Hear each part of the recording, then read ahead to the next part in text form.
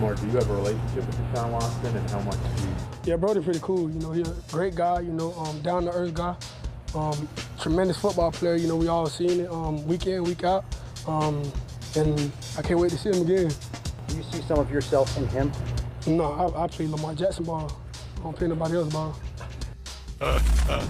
That's Lamar Jackson, one of the MVP candidates who is having a special second season, by far the best of the 2018 quarterback draft class. And it's our Thursday matchup draft as we prepare you for Week 11. Chris has the trivia question that will determine who gets the first pick. Chris, lay it on me. The last 6 Browns head coaches have been fired after a Steelers game. Can you name 3 of them? Rob Chudzinski, Hugh Jackson, and Pat Shurmur. I mean, could you guys give an easier one? I mean, seriously. I mean, you guys are going to ask me next week, what's the square root of 7,042? And you just give him, let's pick 3 of name 3 head coach. They've all been fired within, the last 6 years. I mean, holy crap. That was just a bullcrap question, Stats. I don't know what else to say. Go ahead, you jerk. Wait a minute. I didn't do anything. I just got the question I know, right. I'm mad. That I'm was just so minding my easy. own business. That was so easy. It was ridiculous. Name the last 6 head coaches for the Browns. I mean, yeah, okay. They've all been fired. It's all been within the last, decade. Okay. Wait a minute. I'll give you the first pick if you name the other 3. I got Chudzinski, I've already seen them. Shurmur, I've already and Jackson. seen them. It's not. I've already. You still can't. You can't prove to me that you can read it. It's questionable. All right. Yeah. Let me take the first pick.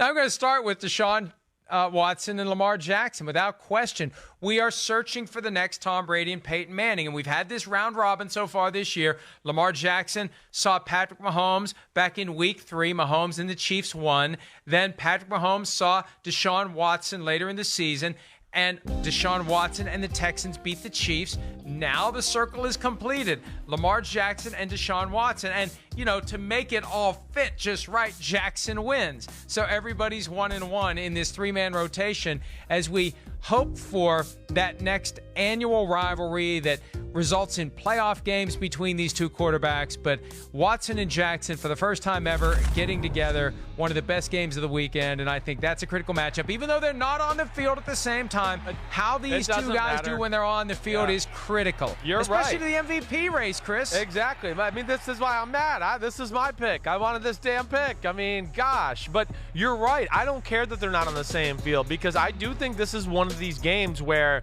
it's going to come down to which quarterback makes plays. The Houston Texans, they like to run the ball. I don't know if they're going to be able to run against the Baltimore Ravens front. We know the Ravens secondary is very good, so they're going to cover up some of the things the Houston Texans want to do. But there's not great speed on the edge of that Ravens defense. So, Deshaun Watson's going to be able to extend plays and buy time. And then I also, to the flip side there, the Texans can stop the run. That's the best of their defense. So it is going to come down again, I think, to Lamar Jackson extending plays and making some plays with his arm and do things like that. So, yes, that was the first pick. Good job by you. You're exactly right. I don't care if they're not on the field at the same time either. Doug Peterson versus Bill Belichick. That will be my first pick. I just look at that, and I think that's a great matchup. Of course, the Super Bowl rematch, but it's fascinating to me, and we hit on it a little earlier. The Patriots defense is built a little different than most years. They don't have as many big people as they used to. They have a ton of linebackers, and their versatility, and they do a lot of different things up front are really the greatness of their defense, let alone they have a lot of secondary guys, but don't have great size.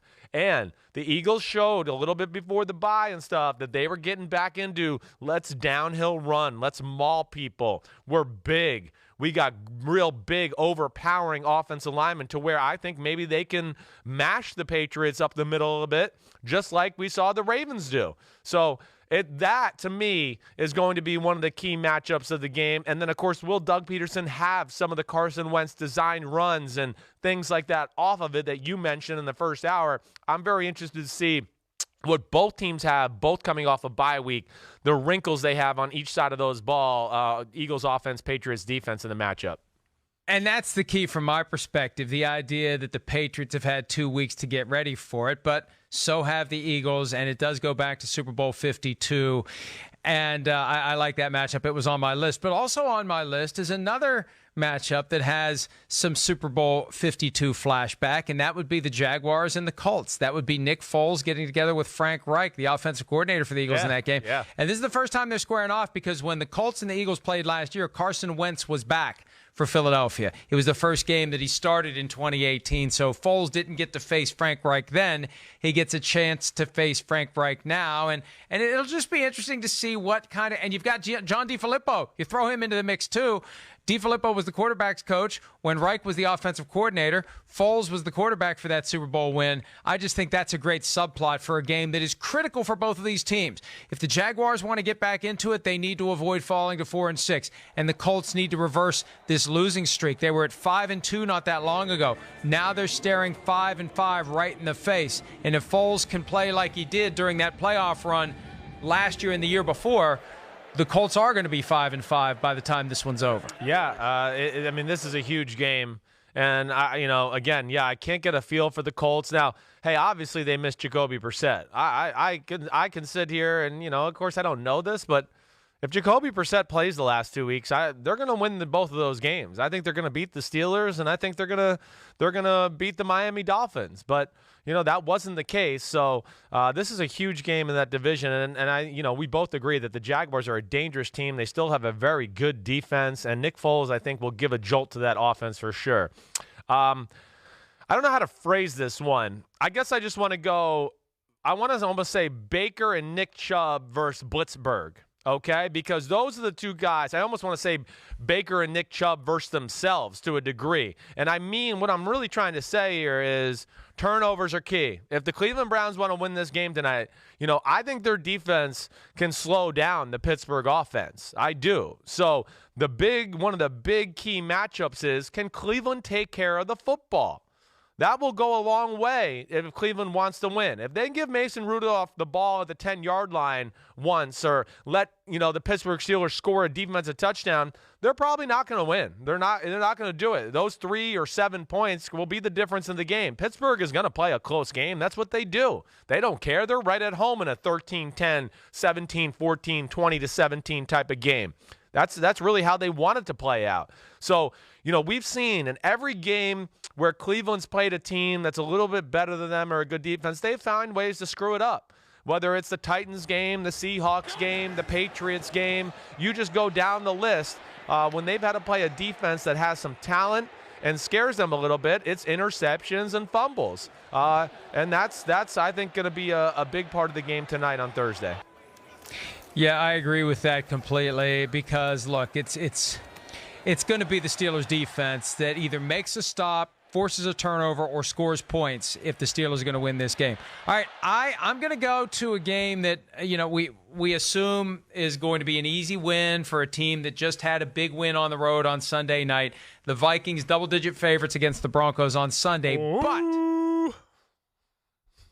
But Vic Fangio is the coach of the Broncos, and last year Vic Fangio, when he was with the Bears as defensive coordinator, swept the Vikings, bedeviled Kirk Cousins, and I got Fangio versus Gary Kubiak, current Broncos coach versus former Broncos coach. Mike Zimmer talked yesterday about what an impact Gary Kubiak has had on that team. And, it kind of takes away from Kevin Stefanski, the offensive coordinator, but you know what? So what? That's how it's played out. Kubiak's influence has made this offense dramatically better. So now it's a very different offense from what Vic Fangio had to deal with last year. It's the old Broncos offense up against the new Broncos defense. And I could see the Vikings going into their bye week.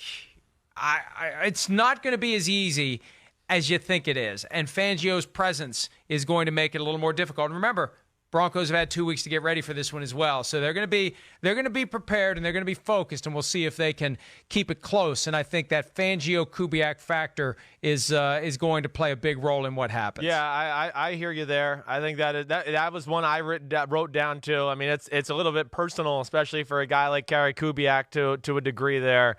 But it is. It does seem like, you get scared of the Vikings. Yeah, will this be a game they take their foot off the pedal? I don't think so, though. I do think your Vikings team is for real this year, Mike. I think they're going to be ready to go. I think last week is going to be one of those games that's going to propel them to be like, man, we got, the monkey off our back a little bit. Kirk Cousins got the primetime monkey off his back and all those issues to where it might catapult them to give them more confidence. And it might not be pretty, but I do think they'll win the football game. My last one here is Chiefs weapons. Chiefs weapons versus Chargers defense. And you heard me say before in one of our pods, like, hey, the Chiefs are built to outscore people. That's what they got to do. And, when they go into halftime and it's only 10-0 or 10-7, sorry, you're in trouble, Kansas City. Your defense is not good. And we've seen that the Chargers have gotten back to the run game a little bit, which is scary. But the big thing I'm hitting on is the Chiefs offense. Mahomes, Tyreek Hill, Sammy Watkins, Kelsey. This Chargers defense, let's not forget, last year, was that a Saturday night game or a Thursday night game? They held the Chiefs offense in check in a lot of ways. They match up well. Bosa and Ingram, they can rush 4 and drop 7 and feel good about it because they know those two freaks on the outside are going to get pressure. So, I know I'm not like, I think this is a fascinating matchup because the Chiefs defense is the Chargers defense is one of the 10 best in football. They're very good. And they're kind of playing really good football right now. And if they're susceptible to anything, it's run game. But the Kansas City Chiefs aren't going to run the ball. So it's going to be on Mahomes and Tyreek Hill and Watkins and Kelsey to make some big plays down in Mexico City. And I think that's going to be a big one. This is a big game for the Kansas City Chiefs if they want to win the AFC West. Hey, the last time we saw these two teams play in primetime, the Chargers had pulled into position to steal the number 1 seed from the Chiefs, and but for that stumble at home on a Saturday night against the Ravens, the Chargers would have been the number 1 seed. So, look, also another factor in this game that you didn't mention, and I thought about working this in, the Chiefs and Chargers combined versus the field. Yeah, because last year they had to cancel the game because of that field. I'm going to be watching. What is it like? What does it look like? Are they slipping? Are they sliding? Do they have good footing? And also that altitude is for real. The Chargers spending the whole week in Colorado, it's twice as high as the Mile High City when you're in Mexico City. That could be a factor as well. Hi, I'm Mike Tirico, and thanks for watching. Make sure to hit subscribe for the latest news and highlights from NBC Sports.